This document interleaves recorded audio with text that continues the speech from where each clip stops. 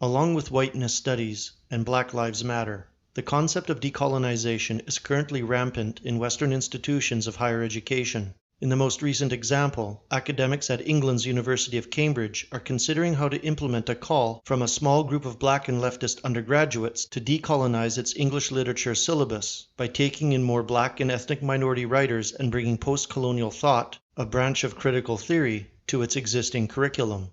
Seen in the context of similar agitation at Yale last year, ongoing reforms in South Africa, the removal of portraits of white founders from King's College London, and attacks on statues of prominent white historical figures in the US, the decolonization effort is clearly part of an escalating craze for removing white presence and reducing white space throughout the West. This reduction of white space is occurring in demographic, cultural, and even historical areas, the latter involving a ludicrous blackwashing of periods of European history, which were overwhelmingly monocultural, with gross exaggerations of non-white presence in places like Roman Britain. Today, white nations are being demonstrably colonized by non-whites. White culture is increasingly marginalized or dismissed as non-existent, while white history is being rewritten to support and advance the agenda of contemporary multiculturalism.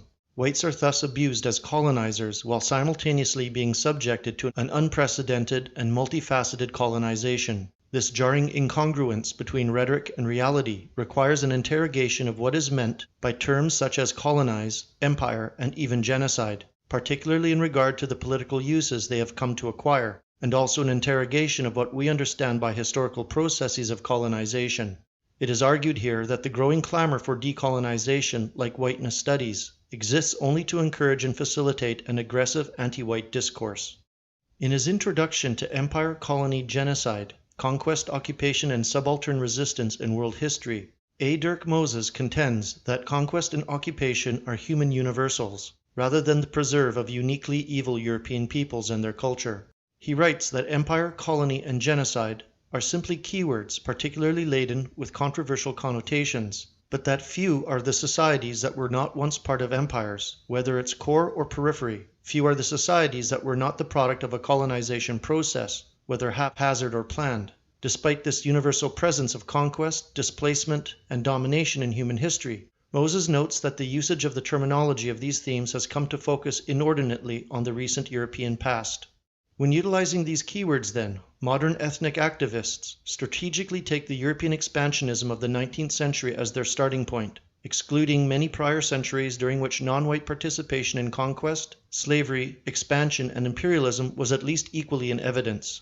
Colonialism has thus ceased to be regarded in modern social and academic discourse as a human universal, easily explained by evolutionary impulses, and has instead come to be regarded as a dynamic in which uniquely exploitative whites disturb the putatively utopian existence of non-whites, a myth bolstered and promoted by leftist Boasian anthropology. Because of this lopsided nature of contemporary discourse on colonialism and empire, Moses notes that nothing less than the moral legitimacy of Western civilization is at stake. One of the most interesting and frustrating aspects of this questioning of Western moral legitimacy is that whites have allowed themselves to be subject to it. Europeans may have had unprecedented success in the 19th and 20th centuries in expanding their spheres of material interest and cultural influence, but they also engaged in an unprecedented level of self-critique because of it. Moses suggests that white participation or cooperation in the questioning of the moral legitimacy of Western civilization is in part a culmination of a long tradition of European legal and political critique of colonization and empire. European theologians, philosophers, and lawyers have been debating the morality of occupation since the Spanish conquest of the Americas in the 16th century. This long tradition of European legal and political critique could be read as evidence in support of Kevin MacDonald's theory of pathological altruism in European society, or the idea that Europeans have uniquely constructed their societies to place extreme emphasis on moral conformity and the rights of the individual. Whites, and the legitimacy of their civilization, are thus especially vulnerable in modern discussions of colonization, slavery, and empire, not because these actions in these areas were particularly nefarious, but because they are the only successful ethnic group in these spheres willing to subject itself to such a critique. not only by others within the ethnic group, but also by ethnic outsiders claiming moral superiority, perhaps best encapsulated in Kipling's poem, The White Man's Burden. The European experience of expansion and empire has always been double-sided, combining a love of exploration and glory with uneasy introspection, prompted, as Kipling put it, by the judgment of your peers.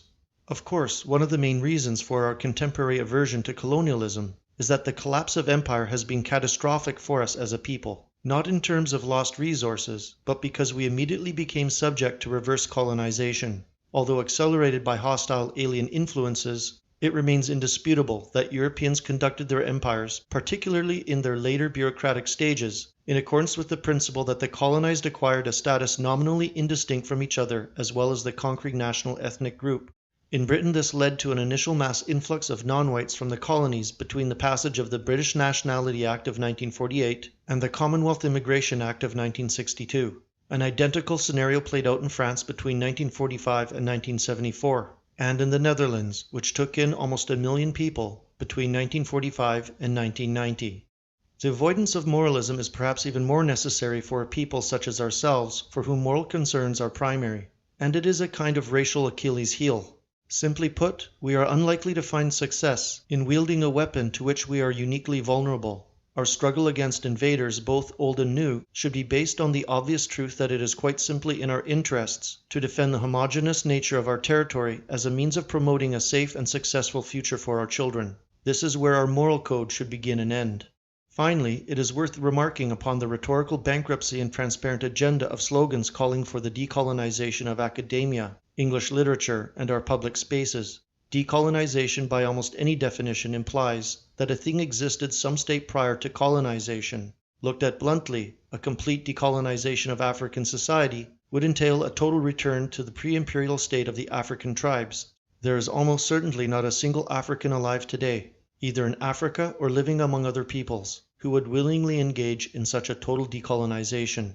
Applied within white societies, or to academic subjects of white origin such as English literature, decolonization is technically impossible, at least from the black perspective, because both the prior and existing state of the thing is European, technologically and culturally.